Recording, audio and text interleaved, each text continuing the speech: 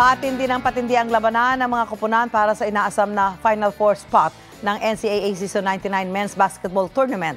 Kahapon sa Game 1, nagtuo sa hardcourt ang San Sebastian Golden Stags at Letran Knights. Sa simula pa lang ng laban, hindi na pinaporma ng San Sebastian ang Letran sa pangunguna ni Paeng Are at Alex Desoyo na nagtala ng 27 at 13 markers. Wagi ang Golden Stags with a double-digit lead. Final score, 94-75. Sa Game 2 naman, nagharap ang Mapua Cardinals at EAC Generals.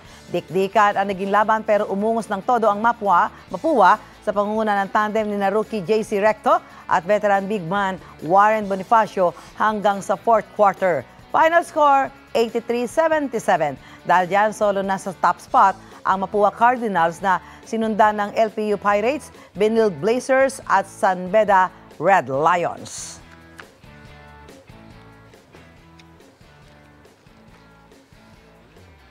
Mauna ka sa mga balita, bisitahin at mag-subscribe sa GMA Integrated News sa YouTube. Sa mga kapuso abroad, samahan nyo kami sa GMA Pinoy TV at sa www.gmanews.tv.